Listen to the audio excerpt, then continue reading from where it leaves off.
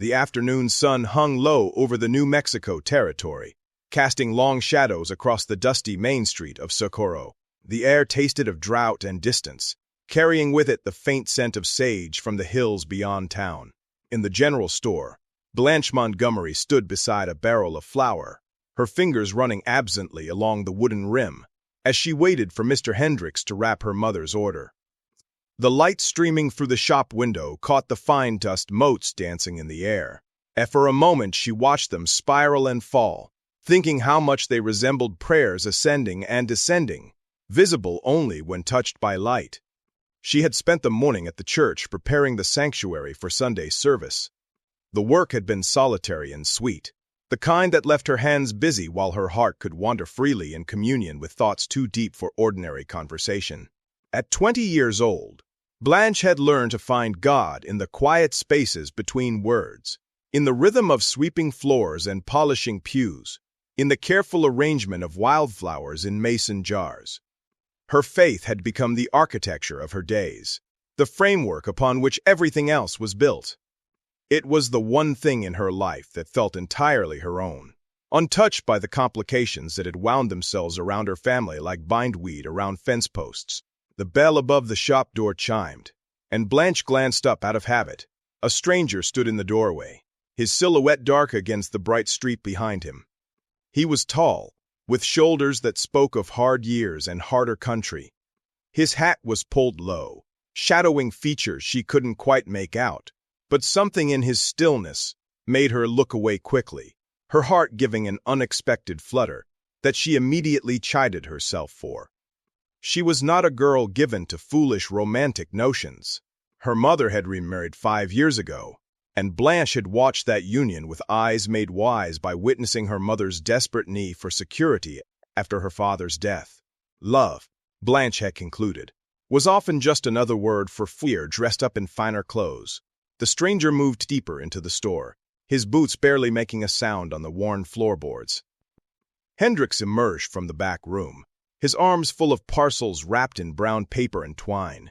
"Miss Montgomery, here's your mother's order. Tell Miss Garrison I found that particular tea she favors. Had to send all the way to Santa Fe for it, but I know she's partial to it. Thank you, Mr. Hendricks. She'll be so pleased." Blanche gathered the packages, arranging them in her arms. The stranger had stopped near the counter, and now she could see him more clearly. He was perhaps 30, with a face that might have been handsome if it weren't so carefully closed, as though he'd learned long ago to keep every thought and feeling locked behind an expression of polite indifference. His eyes, when they met hers for the briefest moment, were the color of winter sky, pale and distant. Something in them made her think of wounds that had healed crooked, of fractures that had set wrong and would never quite work the same way again. She nodded to him politely and turned toward the door, but one of her packages slipped from her grasp. Before it could hit the floor, the stranger's hand shot out and caught it with a quickness that startled her. He held it for a moment, his eyes on the package rather than on her face, then extended it toward her with a small nod. "Thank you, sir." Her voice came out softer than she'd intended. Up close, she could see the fine lines around his eyes, the weathering of sun and wind on his skin, the careful way he held himself as though always aware of where the exits were, of who might be watching. "Ma'am." The single word was quiet, almost reluctant, as though he didn't want to establish even that small connection. He stepped back immediately, putting distance between them with the practiced ease of someone accustomed to being alone. Blanche gathered her packages more securely and left the store, but the brief encounter stayed with her as she walked the 3 blocks to where her stepfather's carriage waited.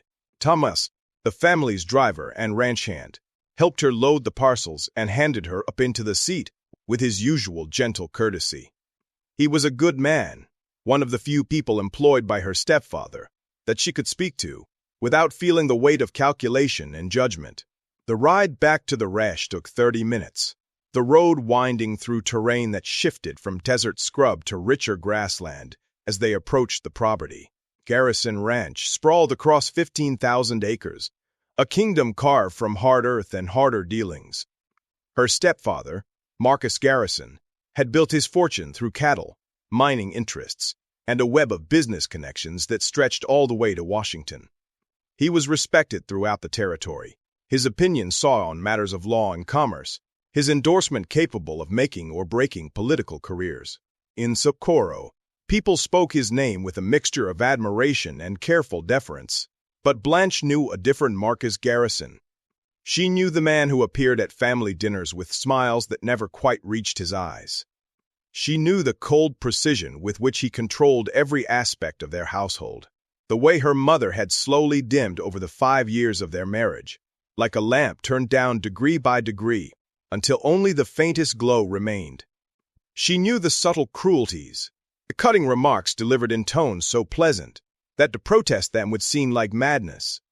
And she knew, with a certainty that lived in her bones, that beneath his veneer of respectability lay something dark and twisted, something that had learned to wear righteousness like a mask. Her mother had married him out of desperation. After Blanche's father died in a logging accident 8 years ago, they'd been left with debts and a small house that was slowly falling apart. Marcus had appeared like an answer to prayer, a successful widower looking for companionship, a man who could provide security and social standing. Sarah Montgomery had been too tired and too frightened to look closely at what she was accepting. By the time the wedding was over and they'd moved to the ranch, it was too late to turn back. The house came into view as they rounded the last bend, a sprawling adobe structure with a red tile roof and a deep veranda that racked around 3 sides. Gardens surrounded it, kept green through sheer force of will, and an elaborate system of irrigation. Her mother had created those gardens, pouring into them all the beauty she could no longer express in any other way. Roses climbed trellises, hollyhocks nodded in the breeze, and herbs filled the air with their sharp, clean scents.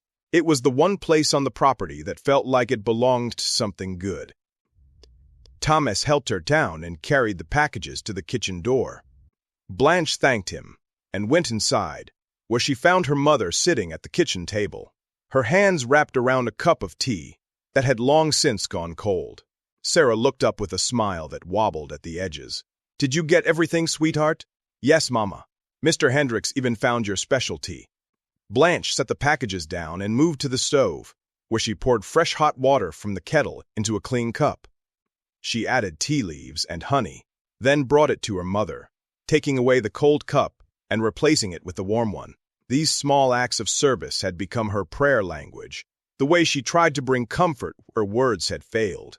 "You're so good to me." Her mother's voice was thin, stretched tight over something that might break if examined too closely. "I don't know what I'd do without you." Blanche knelt beside her mother's chair and took her hand. "You don't have to do without me. I'm not going anywhere." But even as she said it, she felt the lie of it. Not in the immediate sense, she had no plans to leave, but in the deeper truth that she couldn't stay here forever, couldn't continue to watch her mother shrink beneath the weight of this marriage, couldn't keep pretending that everything was fine when it so clearly wasn't. She had prayed for years for God to change things, to soften Marcus's heart, or to provide a way out, but nothing had changed except her own growing certainty that she would have to be part of the answer to her own prayers. That evening, as the household gathered for dinner, Marcus presided over the meal with his usual air of benevolent authority. He spoke of business matters, of a new mining operation in the hills, of political developments in Santa Fe and Washington.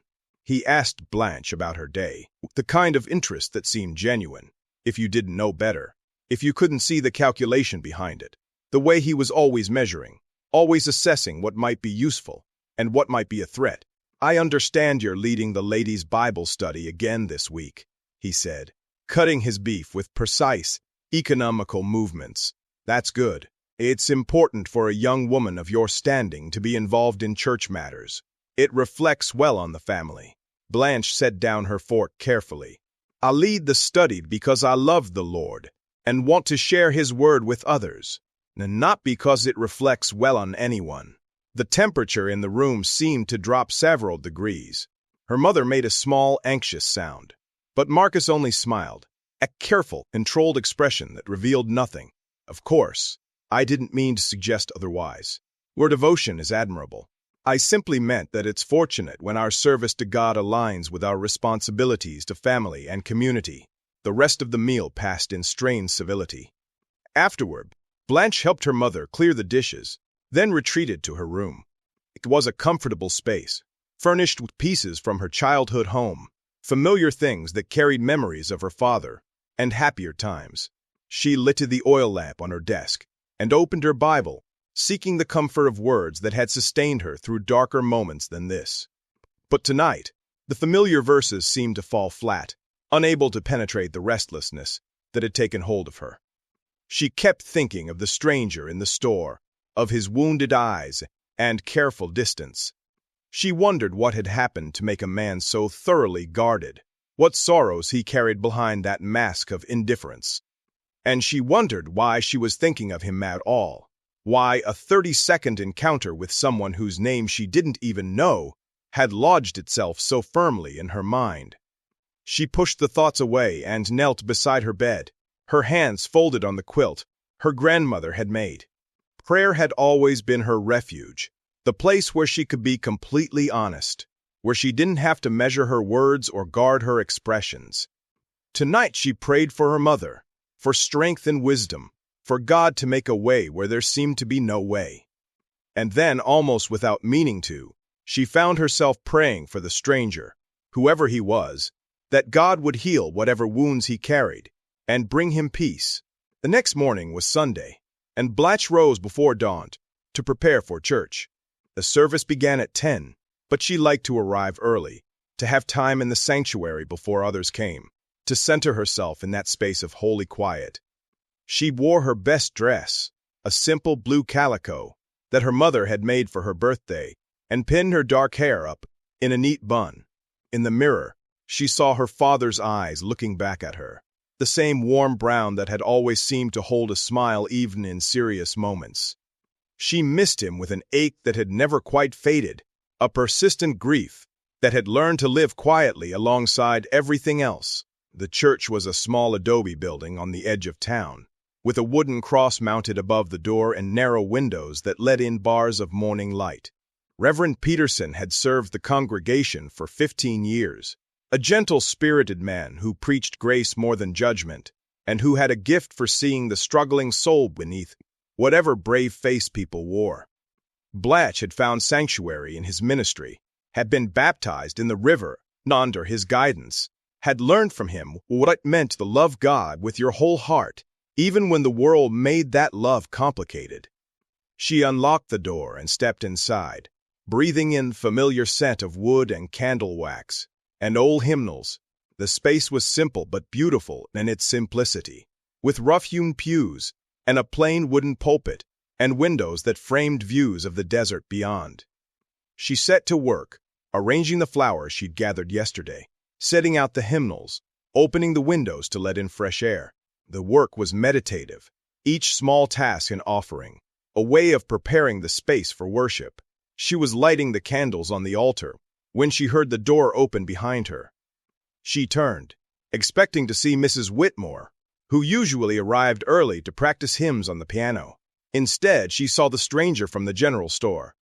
He stood just inside the doorway, his hat in his hands, looking uncomfortable and uncertain in a way that made him seem younger than his years. Their eyes met across the empty sanctuary, and Blanche felt her heart do that strange flutter again. She told herself it was just surprise at seeing him here, nothing more. "Good morning. You're welcome to come in and sit. You'd like. Service doesn't start for another hour, but you're welcome to wait." He hesitated, and for a moment she thought he might turn and leave. Then he took a few steps forward, moving into the bars of light that fell through the windows. "I didn't mean to intrude. I saw the door was open." "It's not an intrusion. The church is meant to be open." She gestured toward the pews. "Please sit if you'd like. I'm just finishing the preparations." He moved to a pew near the back and sat down, his shoulders hunched slightly, his hands clasped between his knees. He looked like a man who'd forgotten how to pray and was trying to remember the words. Blanche finished lighting the candles, and then, after a moment's hesitation, walked down the aisle toward him.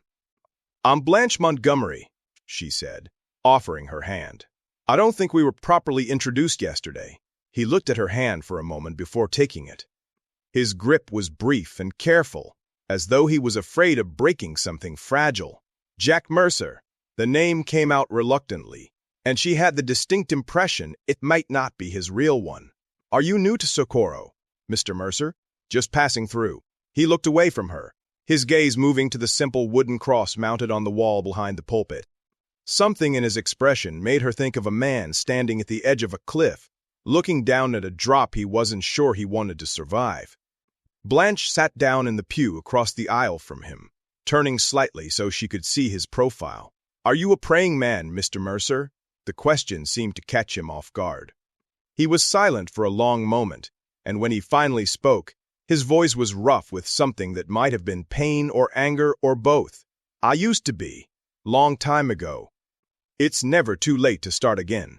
He turned to look at her then, really look at her, and she saw something raw and desperate in his eyes, something he probably spent years learning to hide. "You don't know what I've done. What I am." "No," she said quietly. "But God does, and He's in the business of redemption, not condemnation." Jack Mercer looked away again, his jaw working as though he was chewing on words he couldn't quite bring himself to say. When he spoke, his voice was barely above a whisper. "Some things can't be redeemed. That's not what I believe. That's not what the cross means." She gestured toward the wooden symbol on the wall. "If Christ died for our sins, then there's no sin too great to be forgiven. Not if we're truly repentant. Repentance requires change. Some of us are too far gone for that. Are you?" The question was direct, unafraid. She leaned forward slightly, her eyes searching his face. "Are you too far gone? Or do you just think you are because it's easier than trying?" The question hung in the air between them, and Blanche could see the war playing out behind his eyes, could sense the struggle between what he believed about himself and what some small, stubborn part of him still hoped might be true. Before he could answer, the door opened again, and Mrs. Whitmore entered, her arms full of sheet music, and her voice already calling out a cheerful greeting.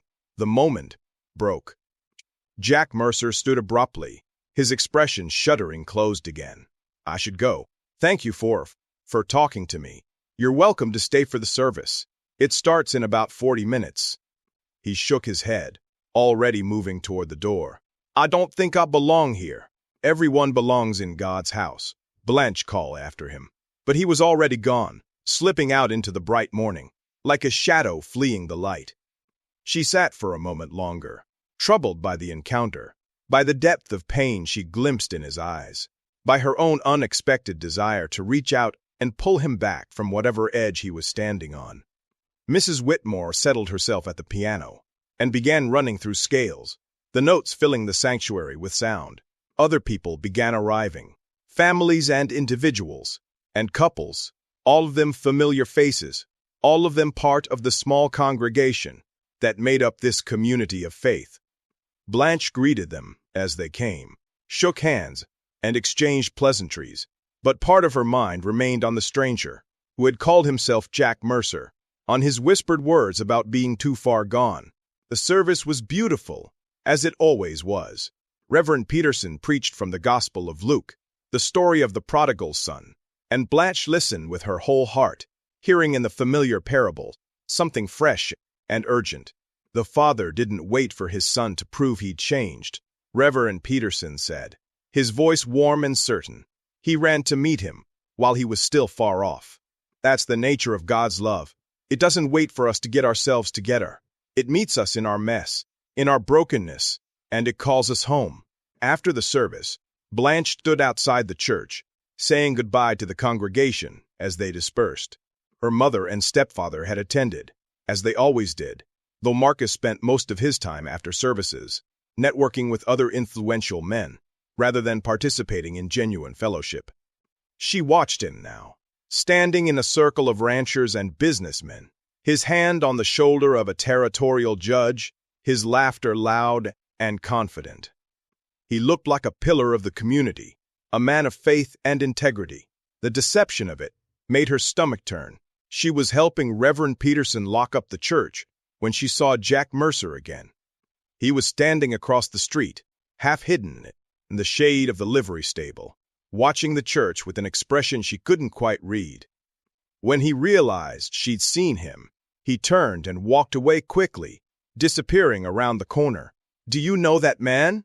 Reverend Peterson asked, following her gaze. "We met briefly. He came into the church this morning before service. I think he's troubled." The Reverend nodded slowly. "Some people carry heavy burdens. All we can do is offer them the possibility of laying them down." He patted her shoulder gently. "But be careful, Blanche. Not everyone who's hurting wants to be helped.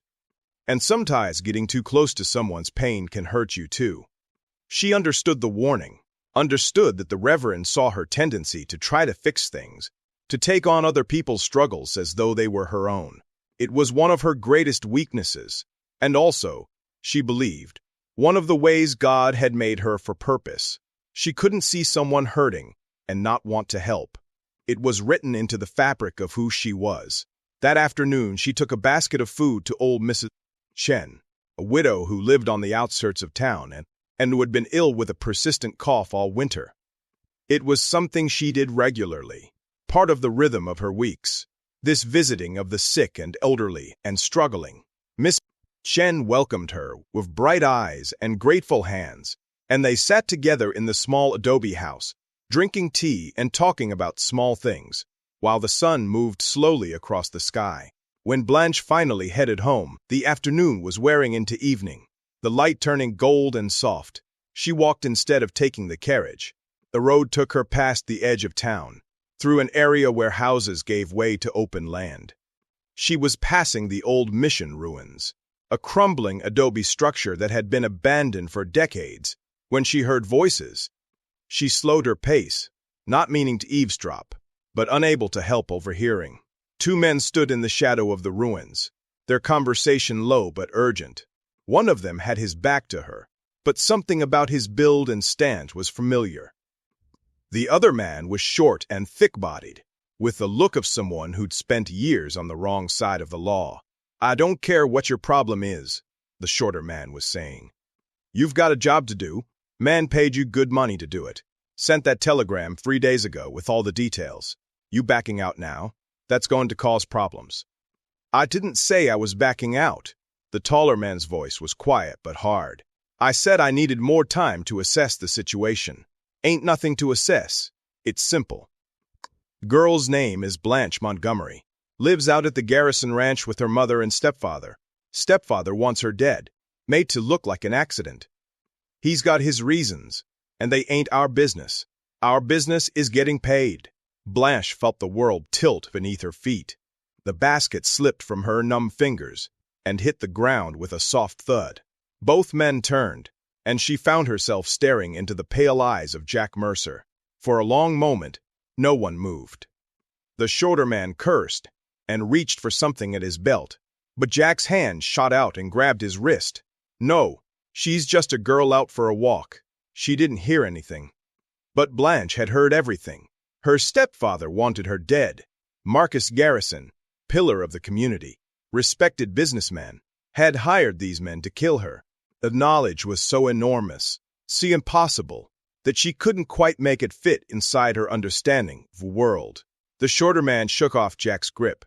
"She heard plenty. Look at her face. We can't let her walk away from this." Jack stepped between them, his body blocking the other man's path to Blanche. "I said no. She's not part of this. She is now. And you better decide whose side you're on, Mercer. Because I'm starting to wonder if you've got the stomach for this job." Blanche found her voice, though it came out thin and shaky. Why does Marcus want me dead?" The shorter man laughed. A ugly sound. "Lady, if you gotta ask, you already know. Man like that, he's got reasons. Maybe you know too much. Maybe you're a threat. Maybe he just don't like you. Don't matter. What matters is, you're worth $5,000 dead." The sum was staggering, obscene. Marcus was willing to pay that much to end her life. The reality of it crashed over her in waves, drowning out thought, drowning out prayer, drowning out everything except raw, animal fear. She turned and ran. Behind her, she heard the shorter man shout, heard scuffling sounds and curses. She ran toward town, her skirts tangling around her legs, her breath coming in gasps. She didn't look back, didn't stop, even when her side cramped and her legs burned. She ran until she reached the main street, until there were people around her, witnesses, safety. She collapsed against the wall of the general store, her whole body shaking. Mr. Hendricks came out, his face creased with concern. "Miss Montgomery? What's wrong? Are you hurt?" She couldn't answer, couldn't form words. She just shook her head and tried to breathe, tried to think. What could she do? Who could she tell? Marcus controlled everything in this town. The sheriff, the judge, the businessmen. If she accused him, who would believe her? A young woman making wild claims against one of the most respected men in the territory? They'd think she was hysterical, delusional. They'd send her back to the ranch, back to the man who wanted her dead, and Jack Mercer, the stranger who sat in the church this morning, who talked about being too far gone for redemption. He was an assassin, a hired killer sent to murder her, but he'd stepped between her and the other man. He protected her, at least for that moment. Why? She couldn't make sense of any of it. Couldn't understand why the world had suddenly revealed itself to be so much darker and more dangerous than she'd ever imagined. All she knew was that she had to get home, had to warn her mother, had to find some way to survive long enough to figure out what to do. Miss Hendricks brought her a dipper of water, and she drank it gratefully, using the time to compose herself. "I'm fine," she told him, forcing her voice to steady. I walked too far in the heat. I'm not used to it yet." He didn't look convinced, but he didn't press the issue. Small mercies. She thanked him and began walking toward where Comas would be waiting with the carriage, each step an act of will, each breath a prayer for strength she didn't feel. The ride back to the ranch felt like a journey through a nightmare. Every shadow seemed threatening, every sound suspicious. By the time they'd pulled up to the house, Blanche had managed to lock down her fear behind a mask of normalcy, but it cost her everything she had. Marcus was waiting on the veranda, a glass of whiskey in his hand, his expression pleasant and mild. "There you are. Your mother was getting worried." Blanche forced herself to meet his eyes, forced herself to smile. "I stopped to visit Mrs. Chen. The time got away from me. How is the old woman?" "Better. Her cough is finally improving." The lie came easily, smoothly. She was learning, she realized, to be as duplicitous as he was. The thought should have troubled her. Instead, it felt like survival. She went inside, past her mother in the sitting room, straight to her bedroom. Once the door was closed behind her, she finally let herself collapse, sinking to the floor with her back against the door, her hands pressed to her mouth to hold back the sounds that wanted to escape. She had to think, had to figure out what to do. But all she could think about was those words. "Man paid you good money to do it." Marcus wanted her dead. And somewhere out there in the gathering dusk, Jack Mercer was deciding whether to kill her or save her. Her life hung in the balance between monster and a stranger, and she had no idea which way it would fall. Jack Mercer sat in his rented room above the saloon, staring at the telegram that had arrived 3 days ago. The words were burned into his memory by now, but he read them again anyway, as though they might have changed in the hours since that girl, Blanche, had stumbled upon his conversation with Dawson. The message was simple, businesslike. Target confirmed. Blanche Montgomery, age 20, dark hair, lives at Garrison Ranch. Make it look accidental. Payment on completion as agreed. $5,000. Enough money to disappear, to start over somewhere far from California and the life he'd been living for the past 8 years. Enough money to buy a piece of land, maybe to try his hand at honest work. Enough money to stop being what he'd become, but that was before he'd met her. Before he'd walked into that church and found her lighting candles, her face serene and open in a way that made him think of things he'd stopped believing in years ago. Before she had asked him if he was a praying man and looked at him like maybe there was still something worth saving. He stood and moved to the window, looking out at the darkening street below. Somewhere out there, Blanche Montgomery was probably trying to decide what to do with the information she'd overheard. She could go to the sheriff, though Jack doubted that would help her.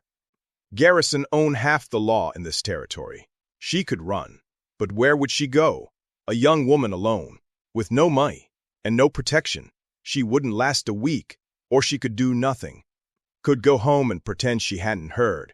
Could smile at the stepfather who wanted her dead, and wait for the axe to fall. That thought made Jack's hands curl into fists. He'd killed before, more times than he cared to count, but never someone innocent, never someone who looked at broken men in churches and offered them redemption, like it was still possible. There was a knock at his door. Jack's hand went automatically to the gun at his hip before he called out, "Who is it?" "It's Dawson. We need to talk." Jack opened the door to find his contact, looking agitated and angry. Dawson pushed past him into the room, his stocky frame radiating tension. "That girl saw us, heard everything. You know what that means. It means we have a complication. It means we have a witness who can tie us to Garrison, who can ruin everything." Dawson paced the small room like a caged animal. "We need to take care of this. Tonight, before she has a chance to talk to anyone. She won't talk. Think about it. Who's going to believe her? Garrison's one of the most powerful men in the territory. She accuses him of hiring assassins. People are going to think she's hysterical. Maybe not. But I'm not willing to take that chance." Dawson stopped pacing and fixed Jack with a hard stare. "Question is, are you? Because I'm starting to think you've gone soft. The way you looked at that girl. The way you stepped between us. I was protecting the job. Drawing attention to ourselves by killing a girl in broad daylight on the edge of town. That's not professional. That's sloppy. Then we do it quiet. Tonight. I know where the ranch is. We slip in. Make it look like a robbery gone wrong. Simple." Jack felt something cold and hard settle in his chest. This was the moment of decision. The fork in the road where he either stayed the man he'd been, or tried to become something different. The choice should have been easy. He'd made it a dozen times before, had chosen survival and money over conscience so many times that the pattern was worn smooth. But this time, something in him balked. This time, he couldn't make himself nod and agree, and go along with the plan. "No," he said quietly. Dawson's eyes narrowed. "What did you say?" "I said no. We're not killing her tonight. We're not killing her at all. The hell we're not. We got a contract. Garrison paid half up front. You back out now. That's going to bring down a world of trouble you don't want. Let it come."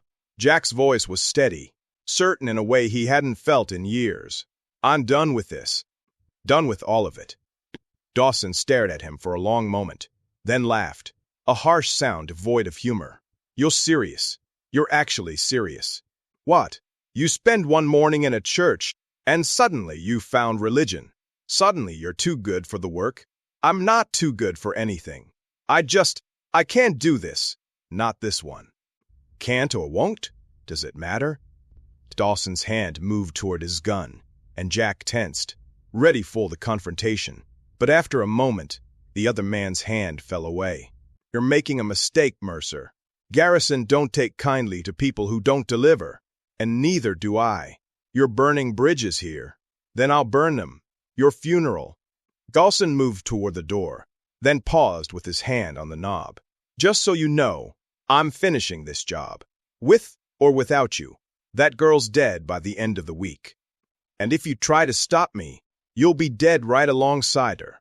Then he was gone, his footsteps heavy on the stairs. Jack stood in the empty room, feeling the weight of what he'd just done. He'd made himself an enemy, had put himself between Dawson and the target, had chosen a stranger's life over his own safety. It was possibly the stupidest thing he'd ever done. It was also, he realized, possibly the first truly right thing he'd done in 8 years. But now he had a problem. Dawson wouldn't wait long to make his move, and Jack knew the man's methods. He was brutal, efficient, and utterly without conscience. If Jack was going to protect Blanche Montgomery, he needed to warn her, needed to make her understand the dangers she was in. And then he needed to figure out a way to keep her alive long enough to get her out of this. He checked his gun, made sure it was loaded, then headed out into the night. The ride to Garrison Ranch took 30 minutes, the road dark and empty under a sliver of moon. Jack approached carefully, leaving his horse tied in a grove of cottonwoods, a quarter-mile from the house, and covering the rest of the distance on foot.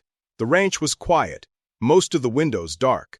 A few lights burned in what looked like the main living areas, and he could see shadows moving behind curtains. He circled the property, trying to determine which room might be Blanche's. There was a window on the second floor, with lights still burning, curtains drawn, but not quite closed. As he watched, a shadow moved across the room, a female form that could have been her. He picked up a handful of small pebbles and threw one at the window, wincing at the small sound it made against the glass. Nothing happened. He tried again, and this time the curtain twitched. A moment later, the window opened, and Blanche looked out, her face pale in the dim light. When she saw him standing in the shadows below, her eyes went wide. "Don't scream," he called up softly. "Please, I need to talk to you." She disappeared from the window, and for a moment he thought she might be going to alert the household. But then the back door opened and she slipped out, wrapped in a shawl over her nightgown. She moved across the yard toward him, and he stepped out of the shadows to meet her. "Are you insane?" she hissed when she was close enough. "Coming here? My stepfather. Your stepfather is the one who hired me to kill you. I'm not here to do that. I'm here to warn you. My partner, Dawson, the man you saw me with, he's not backing down. He's going to come for you, probably in the next day or two. You need to leave, tonight if possible." She wrapped her arms around herself, the shawl pulling tight. "Leave and go where? I have no money of my own, no family except my mother, and I can't leave her here with him. If you stay, you'll die. Dawson won't miss, and even if he does, Garrison will just hire someone else. You heard what he's paying. That kind of money will bring every killer within 500 miles. Why?" Her voice broke on the word. "Why does he want me dead? What did I do?" Jack shook his head. "I don't know. The telegram just said, to make it look like an accident. It didn't say why. I need to know. I need to understand." She was crying now, silent tears sliding down her face. "He's been in my life for 5 years. I've lived in his house, eaten at his table. If he hates me enough to want me dead, I need to know why. Does it matter? The man's a monster. That's all you need to know. It matters to me." She wiped at her face with the edge of her shawl. "This morning you said some things can't be redeemed. Is that what you believe about yourself? Is that why you do this? Kill people for money? Because you think you're beyond saving?"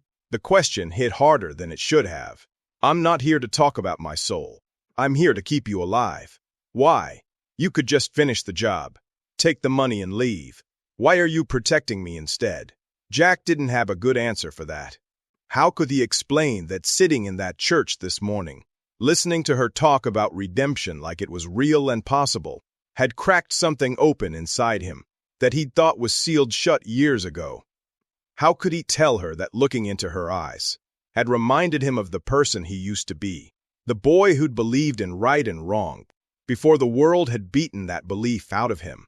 "Because you deserve better than to die for some rich man's whim," he said finally. "Because I'm tired of being the kind of man who makes that happen." She looked at him for a long moment, and he saw something shift in her expression, some of the fear giving way to calculation. "If you're serious about protecting me, then help me figure out why Marcus wants me dead. Maybe if I understand that, I can find a way to stop him. The only way to stop him is to expose him. And you said yourself, who's going to believe you? Then we need proof, something undeniable." She stepped closer, her voice urgent now. "You said you got a telegram with instructions. Do you still have it?" "Yes, but it's not signed. It just says employer. There's nothing that ties it directly to Garrison. But it's something. It's evidence that someone hired you. And if we can connect it to Marcus somehow." "How?" "Walk into the telegraph office and ask who sent it. They won't tell us. Then we find another way. Marcus keeps papers in his study, records of his business dealings, correspondence, financial documents. If he hired you, there has to be some record of the payment, some way he arranged it." Jack stared at her. "You want to break into your stepfather's study and search his private papers? Do you have a better idea?" He didn't. As reckless as the plan was, It had a certain logic to it. If they could find evidence that Garrison had hired them, they might be able to leverage that information, might be able to force him to back down or expose him to authorities who couldn't be bought. It was a long shot, but it was better than nothing. When? He asked. Tomorrow night. There's a cattle auction in Las Cruces. Marcus is planning to attend, and it's an all-day affair. He won't be back until late. My mother takes laudanum for her nerves. She'll be asleep by 8 o'clock. That gives us several hours to search. And if we don't find anything, then I'll run. And you, she hesitated. You should run too. If we're not going to kill me, Marcus won't pay you. And if Dawson tells him you tried to stop it, you'll be a target too. I've been a target before. Not like this.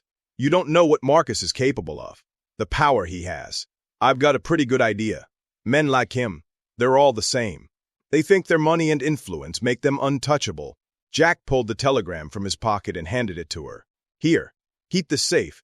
It's not much, but it's a start. She took it, her fingers brushing his in the exchange. Thank you for warning me, for choosing not to be what you were. I haven't chosen anything yet. I'm still the same man I was yesterday. No, she said quietly. You're not. Yesterday's man would have killed me and taken the money. Today's man is risking his life to save mine. That's not the same at all. She turned and slipped back toward the house, moving silently across the dark yard. Jack watched until she was safely inside, then made his way back to his horse. The ride back to town felt longer than it had coming out, the darkness pressing close and heavy with possibility. He'd crossed a line tonight, had chosen a side in a conflict he didn't fully understand. There was no going back now. Whatever happened next, he was committed. The next day passed with agonizing slowness. Jack spent most of it watching the ranch from a distance, making sure Dawson didn't make a premature move. He saw Garrison leave mid-morning, riding out with several of his men in the direction of Las Cruces. Good. That fit with what Blanche had said about the cattle auction. As the day wore on, Jack made his own preparations. He checked his gun, made sure he had extra ammunition, secured a fast horse in case they needed to run. He also visited the telegraph office and sent a message to an old contact in Santa Fe, a journalist who'd made a career out of exposing corrupt officials. It was a backup plan, insurance in case things went wrong tonight.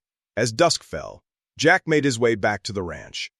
He approached from the east this time, using the cover of the irrigation ditches and garden walls to get close to the house without being seen. The main house was mostly dark, just a few lights burning in the kitchen and what looked like an upstairs bedroom. He crouched in the shadow of a rose arbor and waited. At 8:30, the kitchen light went out. 15 minutes later, a door at the back of the house opened, and Blanche emerged, dressed in dark clothing, her hair covered by a scarf. She moved quickly to where he was waiting, her face tense with nervous energy. My mother's asleep. I checked on her before I came down. She pulled a key from her pocket. This opens the study. I made an impression in wax a few months ago and had a copy made. I told myself it was just in case of emergency, but I think I always knew I might need it. They moved to the study window, and Jack used his knife to quietly jimmy the latch. They climbed inside, and Blanche immediately went to the heavy desk that dominated the room. Jack closed the curtains and lit a small oil lamp, keeping the flame low. The study was exactly what he'd expected. Dark wood paneling, leather chairs, shelves lined with law books and business ledgers. A large safe sat in the corner, but Blanche shook her head when she saw him looking at it. I don't know the combination, but Marcus keeps most of his current correspondence and financial records in the desk. The safe is for documents he wants to keep long-term. They worked quickly and quietly, going through drawer after drawer of papers. There were business contracts, letters from politicians and businessmen, financial statements for various enterprises. Everything was meticulously organized, which made the search easier, but also made it clear how careful Garrison was about his dealings. Here, Blanche whispered, pulling out a leather-bound ledger. This looks like personal expenses, things not related to the ranch business. She opened it and began scanning the entries, her finger tracing down columns of numbers and notations. Look at this. April 15th. Payment to DC, service rendered, $2,500. That's exactly half of what Dawson said Marcus is paying. Jack looked over her shoulder at the entry. DC could be initials, or it could be Washington. Lots of his business seems to go through there. But look at how it's listed. All the other entries have more detail. What the payment was for, who the vendor was. This one is deliberately vague. She flipped through more pages. And here, May 2nd, another payment to the same DC for $1,000. Advance on contract. That has to be it. It wasn't definitive proof, but it was suggestive. Combined with the telegram and their testimony, it might be enough to raise serious questions. Jack was about to suggest they take the ledger and leave, when they heard the sound of horses outside. Blanche went pale. That can't be Marcus. He shouldn't be back for hours. But the voices drifting through the window were unmistakable. Marcus Garrison's cultured tones, giving orders to his men. See to the horses. I'll be in my study catching up on correspondence. Jack swore quietly and snuffed out the lamp. They had maybe 2 minutes before Garrison came through that door. Window. Now. They scrambled for the window, but it was too late. They heard footsteps in the hall, heard the key turning in the lock. Jack pulled Blanche behind the heavy curtains, just as the door opened, and lamplight flooded the room. Marcus Garrison entered, moving with the confident stride of a man in his own domain. He went to his desk and set down the lamp, then began sorting through some papers. Jack barely breathed, feeling Blanche pressed against him in the cramped space behind the curtain. If Garrison looked too closely, if he noticed the slightly open drawer or the disturbed papers, they were finished. Then there was another knock at the door. Mr. Garrison? Sorry to disturb you, sir, but there's a man here, says he needs to speak with you. Says it's urgent. Garrison made an irritated sound. Who is it? Says his name is Dawson, sir. Jack felt Blanche stiffen beside him. Garrison was silent for a moment, then said, Send him in. Dawson entered, and Jack could see him through the gap in the curtains. Dusty from travel, his expression hard and purposeful. Mr. Garrison, we need to talk about the situation with your stepdaughter. I thought I was clear in my instructions. The matter was to be handled discreetly and quickly. Yes, sir. But there's been a complication. Mercer, the man I brought in to do the job, he's backing out. Says he won't do it. The temperature in the room seemed to drop. When Garrison spoke again, the voice was cold and precise. Nothing like the warm tones he used in public. That's unfortunate. Did he say why? Got himself some kind of conscience all of a sudden. Met the girl, talked to her, decided she was too innocent to kill. Dawson's tone made it clear what he thought of that reasoning. Point is, we've got a problem. The girls saw us together. Is talking about the job. She knows what's coming. Then you should have handled it immediately. I tried. Mercer stopped me, and now he's protecting her. Garrison was quiet for a long moment, his fingers drumming on the desk. When he spoke, his voice was thoughtful, calculating. This is what we're going to do. The girl has to die. That hasn't changed. But now we need to make sure Mercer dies with her. A murder-suicide, perhaps. Drifter becomes obsessed with young woman, kills her, and then himself. It's tragic but plausible. What about the money? I still get my full payment. You'll get double if you handle this right.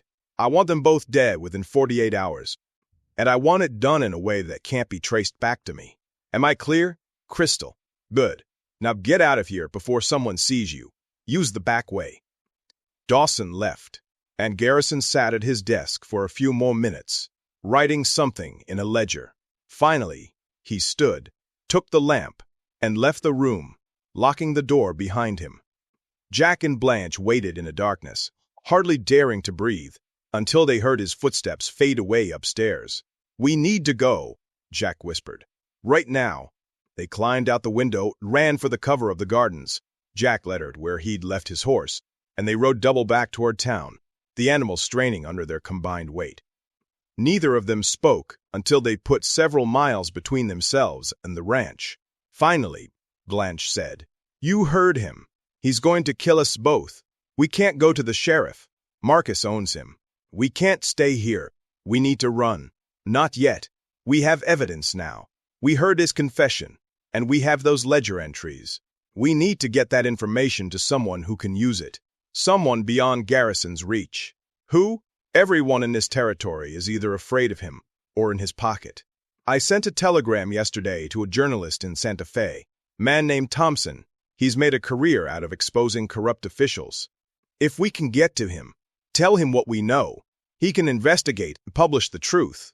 Once it's out in the open, Garrison won't be able to touch us without implicating himself. Santa Fe is 2 days' ride from here. Then we better get started. They rode through the night, pushing the horse as hard as they dared. Jack knew Dawson would be tracking them by morning, knew they had 48 hours at most before the deadline Garrison had set. But they had a chance now, a slim thread of hope to cling to. They had evidence, they had a destination, and they had each other. As dawn broke over the mountains to the east, painting the sky in shades of rose and gold, Jack looked at the young woman riding in front of him, her back straight despite her exhaustion, her jaw set with determination. She'd lost everything in the space of a day, her home, her safety, the last illusions about her stepfather. But she hadn't broken. Instead, she found a core of steel that Jack suspected she hadn't known was there.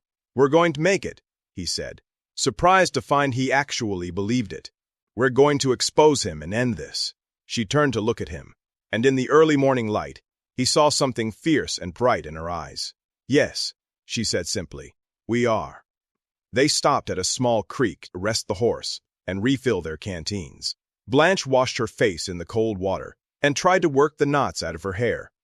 Jack watched her, this strange young woman, who'd appended his entire life in the space of 2 days, and felt something shift inside him. It wasn't love, not yet, but it was the possibility of it, the first fragile shoots of something that might grow into something real if they survive long enough to tend it. "Can I ask you something?" Blanche said, sitting down on a rock near the water's edge. "What happened to you? What made you become what you were?" Jack settled onto the ground nearby, his back against a cottonwood tree. "I was a soldier, fought in the Indian Wars out west, saw things, did things that changed me. When I mustered out, I couldn't go back to civilian life, couldn't pretend everything was normal, so I drifted, took jobs where I could find them, started out as a guard, then a bounty hunter. Eventually, someone offered me enough money to kill a man who needed killing, a claim jumper who'd murdered a family. It seemed like justice at the time. And then it got easier. And then it got easier, he agreed. One job led to another. The money was good. And after a while, I stopped asking whether the targets deserved it. I just did what I was paid to do and tried not to think about it too much. But you did think about it. I could see it in your eyes that morning in the church. You've been thinking about it for a long time." He nodded slowly. "Maybe, but thinking about it and doing something about it are different things. If you hadn't stumbled onto that conversation, if I hadn't seen your face when you realized what we were planning, I don't know if I would have had the courage to stop. I think you would have." Eventually, she pulled her knees up to her chest, wrapping her arms around them. "I don't believe people are beyond redemption. I can't believe that. If I did, what would be the point, Faith? What would be the point of prayer? You really believe that? Even after everything your stepfather's done? Marcus has chosen his path. He's hardened his heart against anything good or decent. But that doesn't mean everyone who's done wrong's beyond hope. Look at you. You're here, aren't you? You chose to protect me instead of kill me. That counts for something."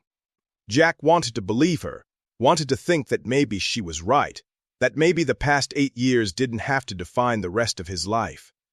But he'd done terrible things, had blood on his hands, that would never wash clean. Even if they survived this, even if they exposed Garrison and lived to tell the tale, he'd still be a killer. That would always be true. "Tell me about your father," he said, wanting to shift the conversation away from himself. "Garrison's not your real father. What happened to him?" Blanche's expression softened and saddened. "He died when I was 12. Logging accident up in the mountains. A tree fell wrong, and he was in the wrong place. Just that quick he was gone." She was quiet for a moment, her eyes distant with memory. He was a good man, a simple man, maybe, but good. He worked hard, loved my mother, took us to church every Sunday. He used to tell me that the measure of a person wasn't how much money they made or how much power they had, but how they treated people who couldn't do anything for them. I think about that a lot when I'm dealing with Marcus. Your mother must have been desperate to marry him. She was scared. We had debts, no income, and the house was falling apart. Marcus seemed like an answer to prayer. Respectable, wealthy, offering security and a future. She didn't see what he really was until it was too late, and by then, she shrugged helplessly. By then she was trapped. She depends on him for everything. Money, social standing, even basic survival. Leaving him would mean losing everything, and she's not strong enough for that. But you are. She looked at him, surprised. I don't feel strong. I feel terrified. Strong people feel terrified all the time. They just keep going anyway. They rested for an hour, then pressed on. The sun climbed high and fierce, turning the landscape into a furnace. They rationed their water carefully, knowing they had a long way to go before they'd reach another water source. Jack kept scanning their back trail, watching for signs of pursuit. He knew Dawson would be coming, and the man was a skilled tracker. Their only advantage was the head start, and the fact that Dawson didn't know where they were heading. By mid-afternoon, they reached a small settlement, barely more than a trading post and a few scattered houses. Jack traded his remaining cash for a fresh horse, supplies, and a rifle. The owner, a leathery old man who asked no questions, also sold them a battered wagon and a tired mule. You'll make better time if you look like settlers instead of fugitives, Jack explained as they loaded their supplies. Dawson's looking for 2 people on horseback. He might not look twice at a wagon. It was good thinking, and Blanche said a silent prayer of thanks for Jack's practical mind. They set off again, the wagon creaking and swaying over the rough road. Blanche drove while Jack kept watch, the rifle across his lap. The afternoon stretched into evening, the heat finally breaking as the sun began its descent. They made camp that night in a shallow arroyo, building no fire to avoid drawing attention. They ate cold beans straight from the tin and shared the last of their water. The stars came out, impossibly bright in the clear desert sky, and Blanche found herself thinking about her mother, wondering if she was safe, if Marcus had taken out his anger on her when he discovered Blanche was gone. She'll be all right, Jack said, as though reading her thoughts. Garrison needs her to maintain his respectable image. He won't harm her as long as she's useful. But when this is over, when the truth comes out, she'll be devastated. Everything she thought was true about her life will turn out to be a lie. Maybe that's a blessing. Better to know the truth and deal with it than to live in a comfortable lie. Blanche wasn't sure she agreed, but she didn't have the energy to argue. She wrapped herself in a blanket and lay down in the wagon bed, looking up at the stars. Jack settled nearby, his back against the wagon wheel, the rifle close at hand.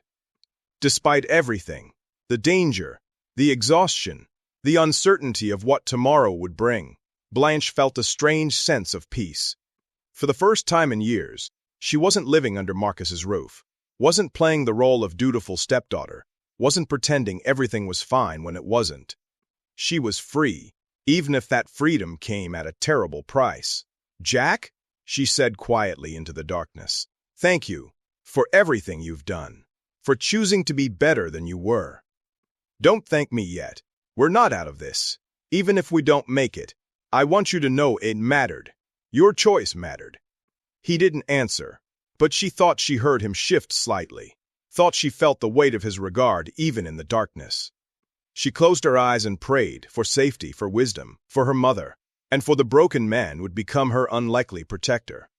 And then, exhausted beyond measure, she fell asleep to the sound of the desert wind and the distant cry of a coyote.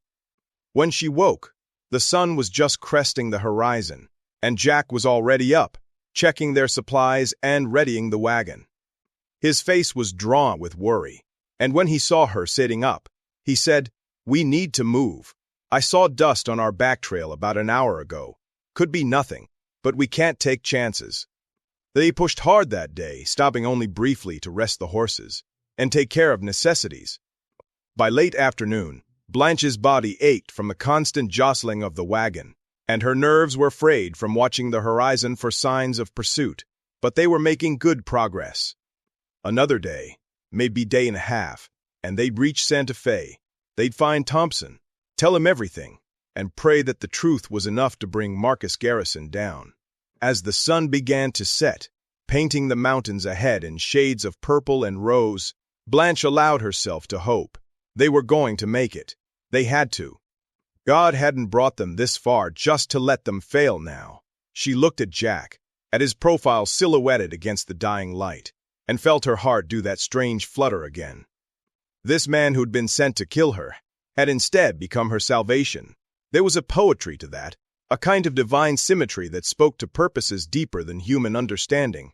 Whatever happened next, she knew her life had been irrevocably changed by knowing him, and she suspected his had been changed by knowing her too.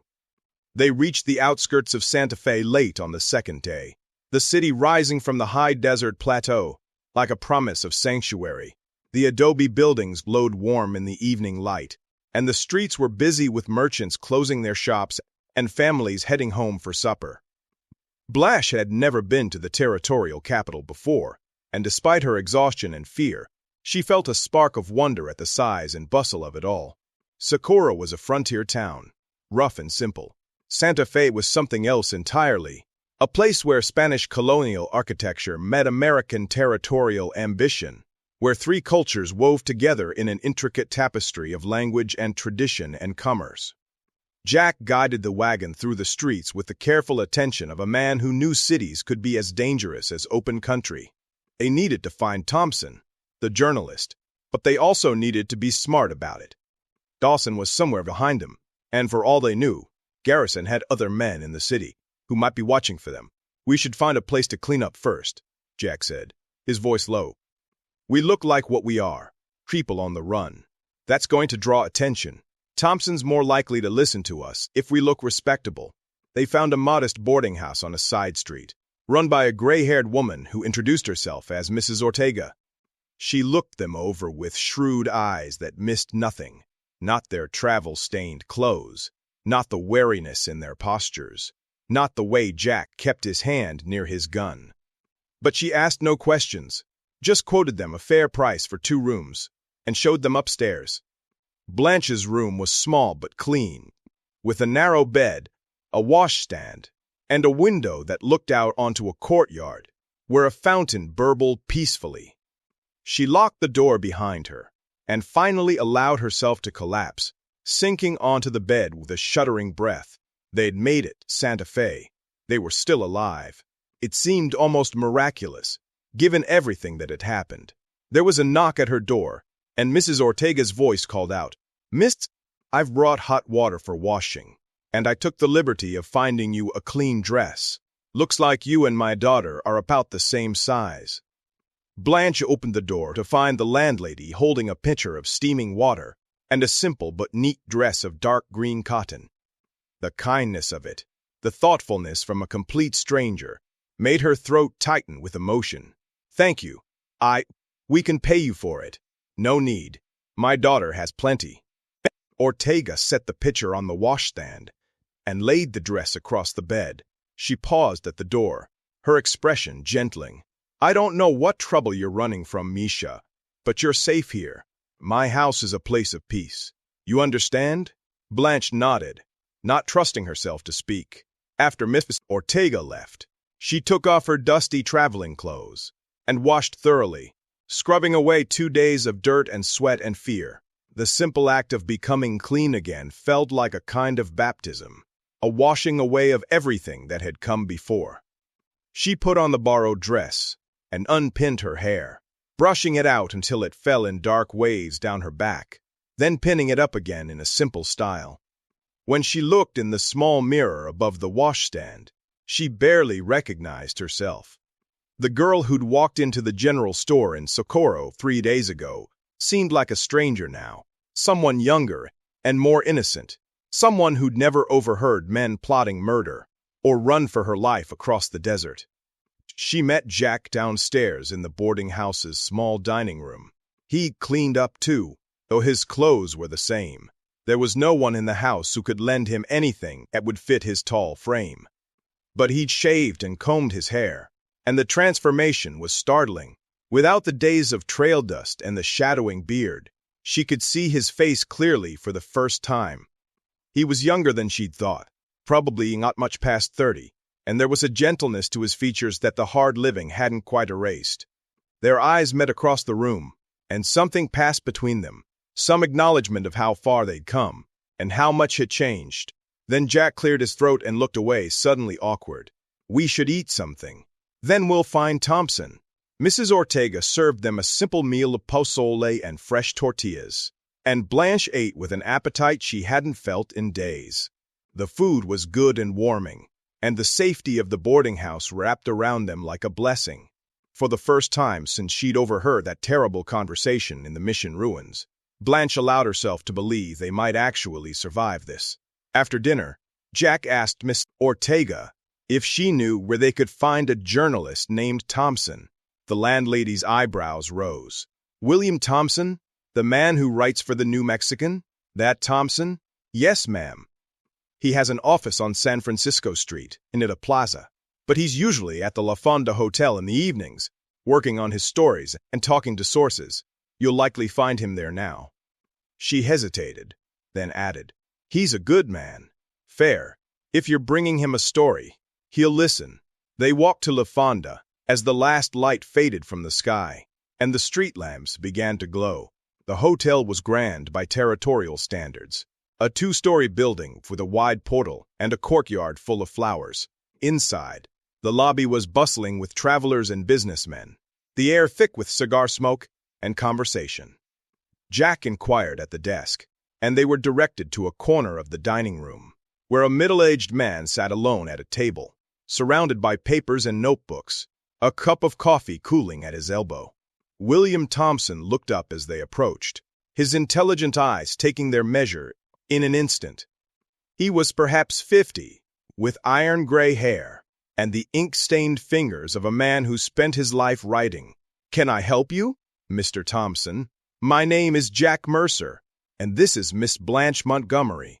We have information about a criminal conspiracy involving one of the most powerful men in the territory. We were told you might be interested in hearing about it." Thompson's expression sharpened with interest. He gestured to the empty chairs at his table. "Sit down. Tell me everything." They told him the whole story, leaving nothing out. Jack explained his background as a hired killer, the telegram commissioning him to murder Blanche, his decision to protect her instead. Blanche described her life with her stepfather, the dark undercurrents beneath his respectable facade, what they'd overheard in his study. Jack produced the telegram and described the ledger entries they found. By the time they finished, Thompson had filled several pages with notes, his expression grave. "Marcus Garrison," he said slowly, tapping his pencil against his notepad. "I've heard rumors about him for years.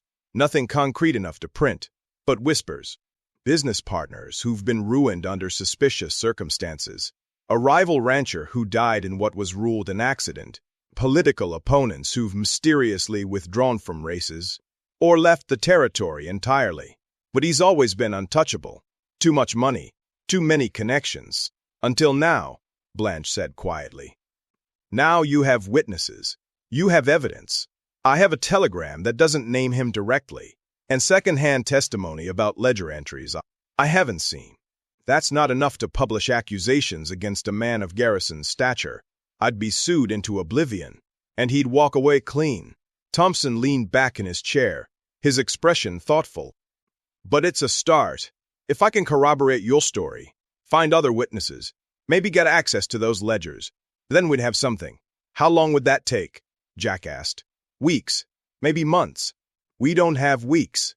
Garrison gave his man 48 hours to kill us both. That deadline passed this morning. By now he knows we've escaped, knows we're coming after him. He'll be covering his tracks, destroying evidence, intimidating anyone who might talk." Thompson nodded slowly. "You're right. We need to move fast." He thought for a moment, then made a decision. "Tomorrow morning, I'm taking this to the territorial governor. He's a friend, and more importantly, he owes me. I once killed a story that would have destroyed his career. He'll listen, and he has the authority to launch an official investigation. If he issues a warrant for Garrison's arrest, even temporarily, that buys us time to gather more evidence. Will he do it? Issue a warrant, based on what we've told you.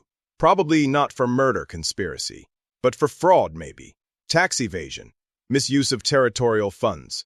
Garrison's business dealings are extensive, and I'd bet my last dollar not all of them are strictly legal. The governor can authorize an audit of his books, bring him in for questioning. Once we have him off balance, other things will start to come out. They always do with men like him. It wasn't perfect, but it was something, more than they'd had before. Blanche felt a weight lift slightly from her chest. Thank you, Mr. Thompson, for believing us, for being willing to help. Don't thank me yet. This is a dangerous game you started. Garrison's not going to take this lying down. He looked at Jack. And you need to understand something. When this story breaks, your past is going to come out too. Everything you've done, everyone you've killed. You're going to face justice for those crimes. I know, Jack said quietly. I'm ready for that. Are you? Because justice might mean the noose, might mean spending the rest of your life in prison, better than spending it killing people for money. At least I'll be able to look at myself in a mirror. Thompson studied him for a long moment, then nodded. All right then. Meet me at the governor's mansion tomorrow at 9 o'clock. It's on Palace Avenue. You can't miss it. And in the meantime, stay out of sight. If Garrison has men in the city, they'll be looking for you. They returned to the boarding house as full darkness settled over Santa Fe.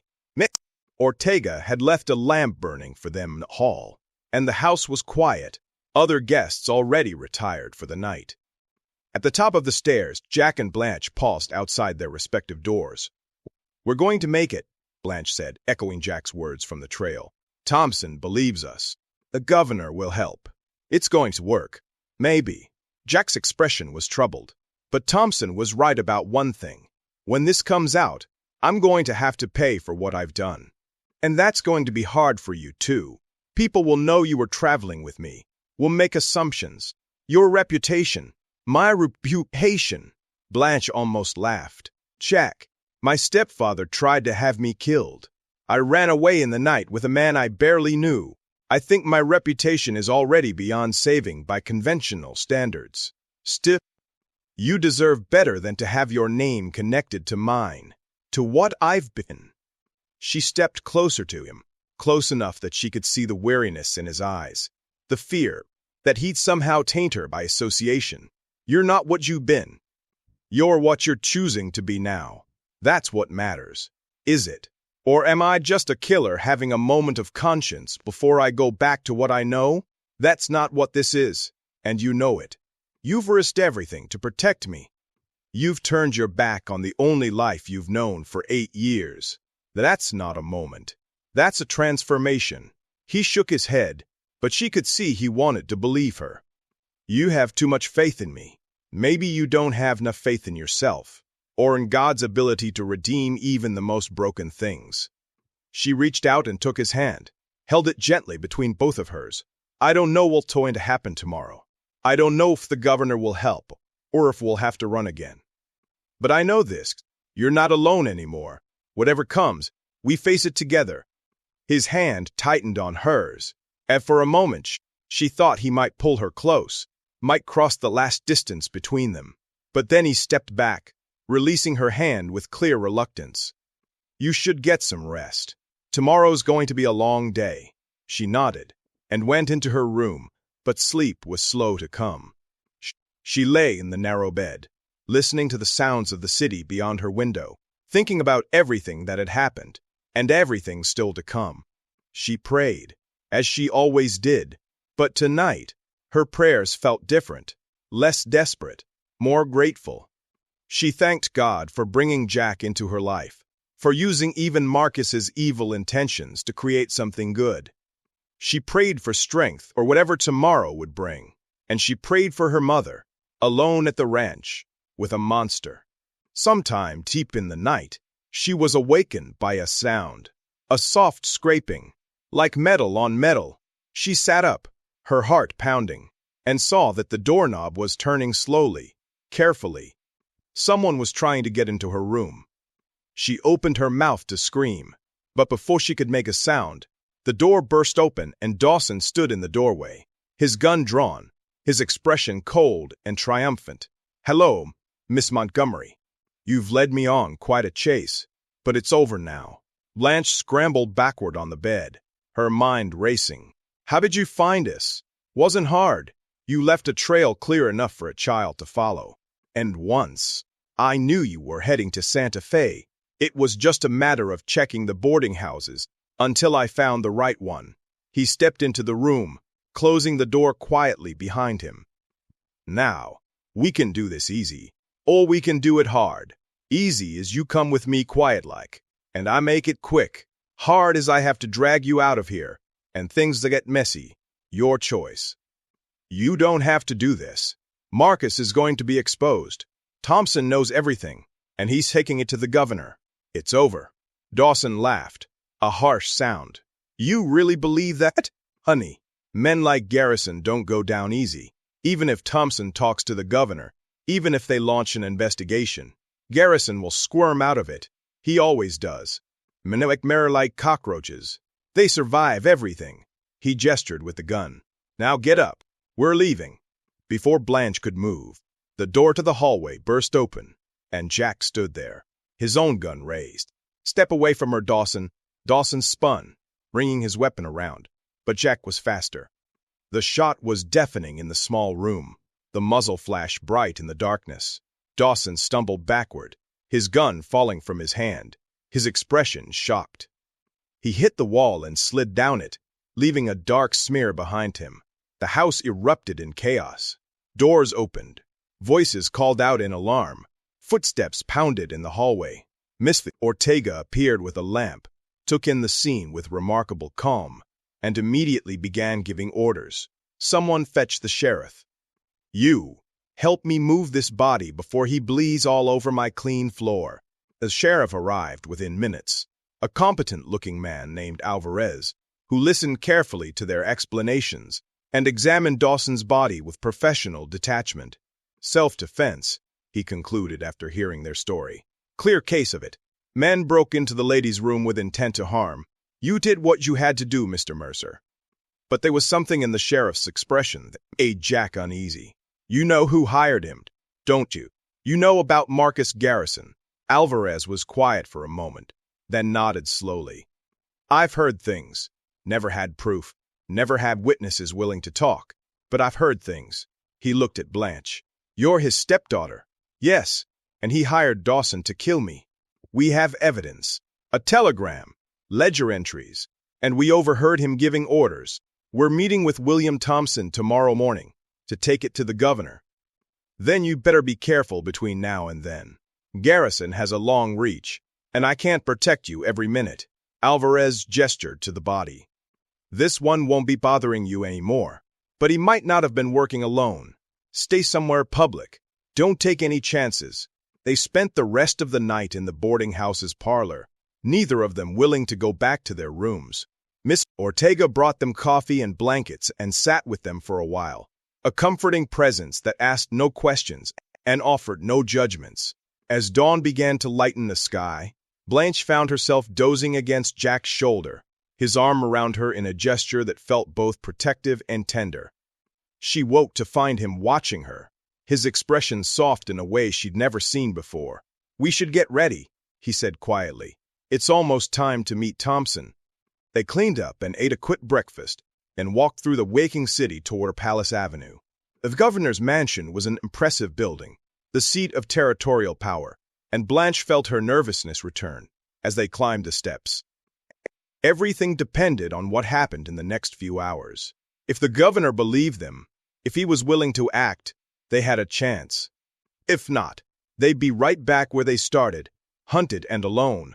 William Thompson met them in the entrance hall, his expression grave. "I spoke with Governor Ross first thing this morning.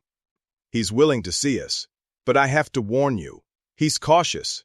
He won't move against Garrison without compelling evidence." They were shown into a large office where a dignified man in his 50s sat behind a massive desk. Governor Lewis Wallace Ross had the bearing of someone used to wielding authority, but his eyes were kind and his handshake was firm. "Mr. Thompson tells me you have information about Marcus Garrison. I'll be honest with you. Garrison is a major contributor to territorial development and a respected member of several important committees. Making accusations against him is not something I take lightly." Jack laid the telegram on the desk. "This is what I received 3 days ago. Instructions to kill Miss Montgomery and make it look like an accident. The man who sent it, Dawson, is dead now. I killed him last night when he broke into Miss Montgomery's room to finish the job. Stepfather has the body and can confirm it." The governor read the telegram carefully, his expression darkening. "This doesn't mention Garrison by name." "No, sir. But Miss Montgomery and I overheard a conversation between Garrison and Dawson in Garrison's study. He explicitly ordered both our deaths and offered double payment if it was done right. We also found ledger entries documenting payments to D.C. Dawson's initials for services rendered at advance on contract. The amounts match exactly what Dawson told me the job paid." "You broke into his study?" "We had to," Blanche said quietly. "He was going to kill me, Governor Ross. My own stepfather hired assassins to murder me. I had to find evidence, had to find some way to protect myself." "Why? Why would he want you dead?" It was the question Blanche had been asking herself for days, the question that had haunted her through every mile of their flight. Now, standing in the governor's office with her life hanging in the balance, she suddenly understood.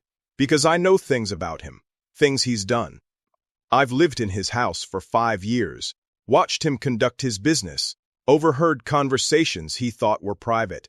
I've seen the way he manipulates people, the threats he makes, the fear he instills.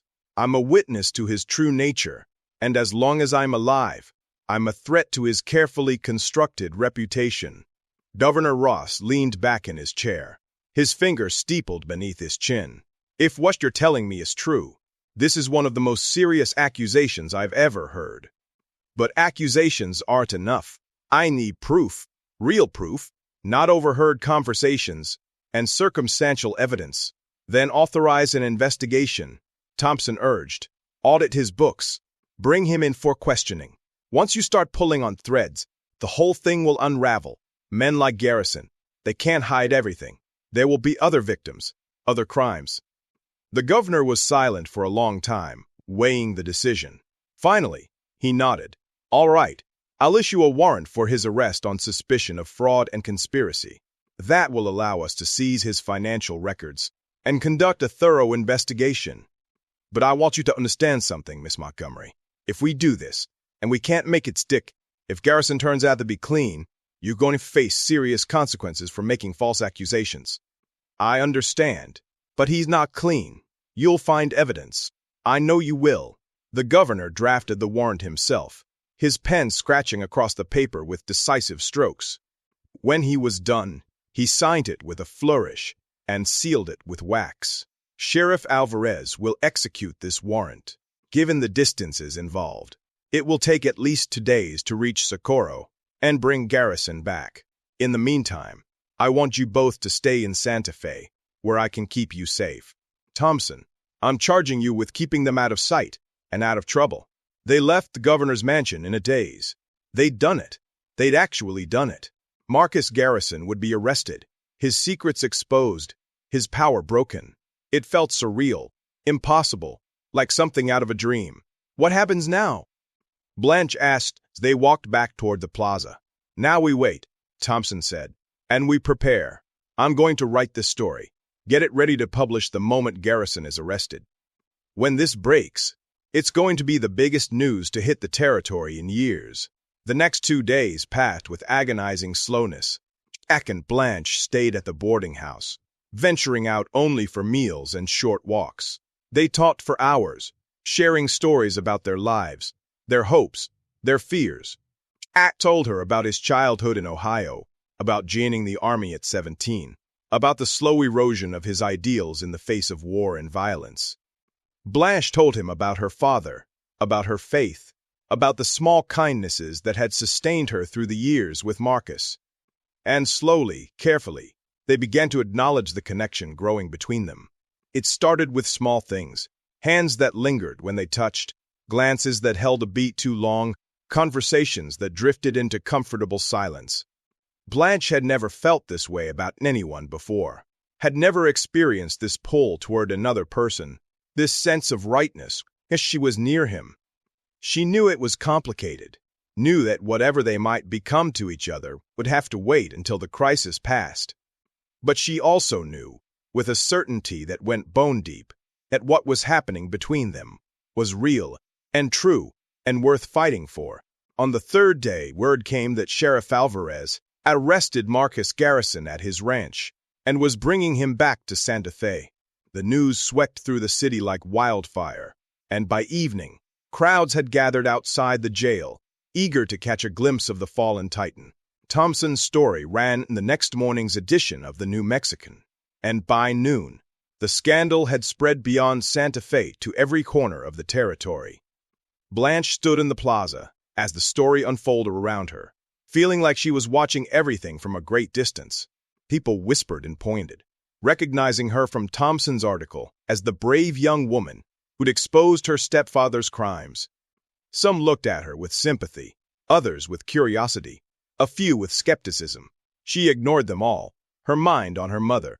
"I need to go back," she told Jack that evening, as they sat in Mrs. Ortega's courtyard. "I need to see my mother, make sure she's all right. Thompson said the governor wants us to stay. I don't care what the governor wants. My mother is alone at that ranch, with Marcus's hired men, and whatever's left of his organization. She's probably terrified, probably thinks I've abandoned her. I can't leave her there."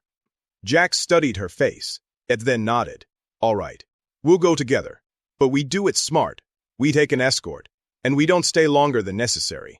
Sheriff Alvarez agreed to provide to deputies to accompany them to Socorro. The ride took most of a day, the horses eating up the miles at a steady pace. As they approached the ranch, Blanche felt her stomach tighten with anxiety.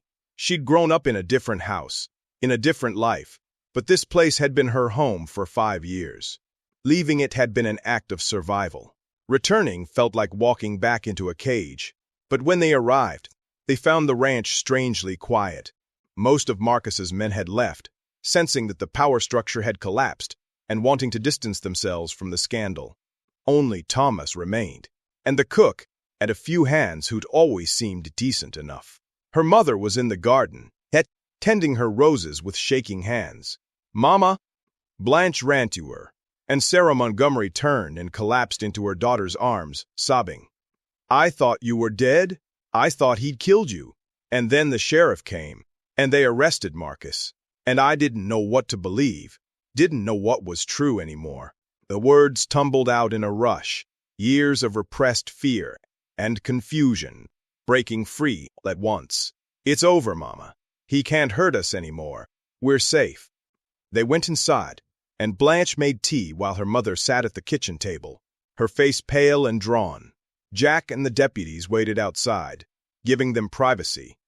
When Blanche brought the tea to the table and sat down across from her mother, Sarah finally seemed to focus, to see her daughter clearly for the first time. "Tell me everything," she said. "I need to understand what happened." So Blanche told her. She told her about overhearing the conversation at the mission ruins, about Jack's decision to protect her instead of kill her, about the flight to Santa Fe and the meeting with the governor. She told her about the evidence they'd found in Marcus's study, about Thompson's investigation, about everything that had led to this moment. And when she was done, her mother sat in silence for a long time, tears sliding down her face. "I knew," Sarah finally whispered. Not about him trying to kill you. But I knew he was capable of terrible things. I saw glimpses of it over the years, moments when the mask slipped. But I was too afraid to acknowledge it, too dependent on him to face the truth. I convinced myself I was imagining it, that I was being paranoid or ungrateful.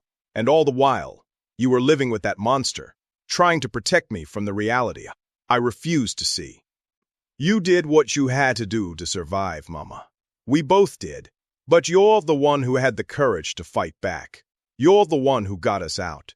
Sarah reached across the table and took her daughter's hand. I'm so sorry, sweetheart. Sorry for bringing him into our lives. Sorry for not being strong enough to protect you.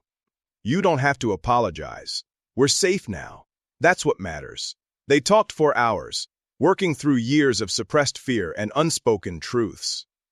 When Jack finally came inside to check on them, Sarah looked at him with something like wonder in her eyes. You saved my daughter's life. She saved mine too, Jack said quietly, just in a different way. They stayed at the ranch that night, and in the morning, Sarah made her decision. I'm not keeping this place. I don't want anything that came from Marcus. I'll sell it, divide the money between the hands who stayed, give the rest to the church, and then I'm moving to Santa Fe. I have a cousin there, and I think I need a fresh start, somewhere without memories of him. It took 3 weeks to settle everything.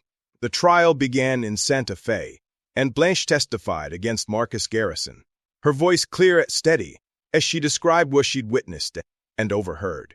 Other witnesses came forward too. Business partners he'd defrauded, political opponents he'd threatened, a ranch hand who'd been ordered to burn out a homesteader's cabin. The evidence mounted, a damning portrait of a man who'd used his wealth and influence to destroy anyone who stood in his way. Marcus Garrison was convicted on multiple counts of fraud, conspiracy, and attempted murder. He was sentenced to 20 years in territorial prison, though everyone knew he'd likely die there before serving out his term. The ranch was sold, the proceeds distributed, as Sarah had requested. And slowly, painfully, the territory began to heal from the poison he'd spread. Jack faced his own reckoning.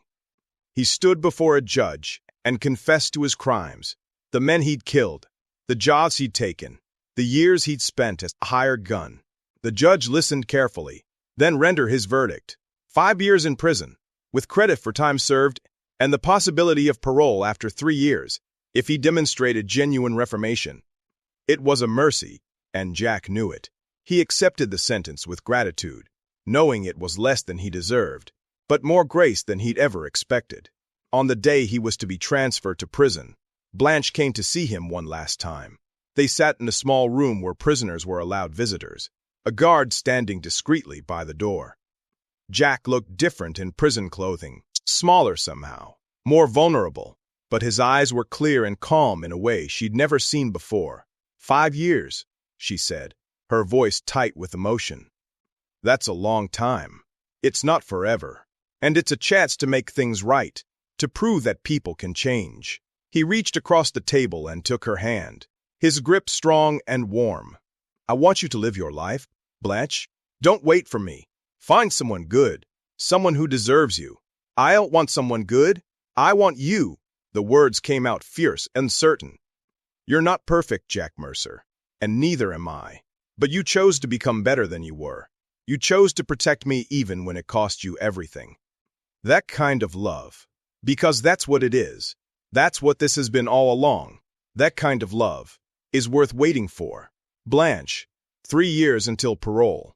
I'll be here. And when you get out, we're going to build something good together. Something clean and honest and true. Do you hear me? He looked at her for a long moment, and she saw hope dawning in his eyes. Fragile and precious. You're sure? I've never been more sure of anything in my life. He brought her hand to his lips and kissed it gently.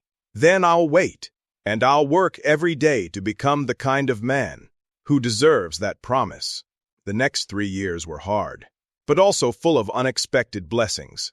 Blanche and her mother moved to Santa Fe, where Sarah slowly regained her strength and confidence.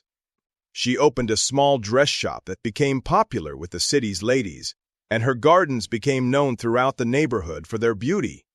Blanche taught at a small school and continued her work with the church, finding purpose in helping others navigate their own struggles and sorrows. She visited Jack every month, riding the day's journey to the territorial prison with a basket of food and letters and news from the outside world. She watched him change, saw him grow stronger, not just in body, but in spirit. He studied during his time inside, learned to read better, devoured books on philosophy and religion and history. He attended the prison chapel and found his way back to the faith he'd abandoned years before. And slowly, carefully, he built a new understanding of who he was and who he wanted to become. When he was released after 3 years, having earned early parole through good behavior and genuine reformation, Blanche was waiting at the prison gates. He walked out into the bright New Mexico morning, squinting in the sunlight, and she ran to him. He caught her in his arms and held her tight, his face buried in her hair. "I'm home," he whispered. "Finally home."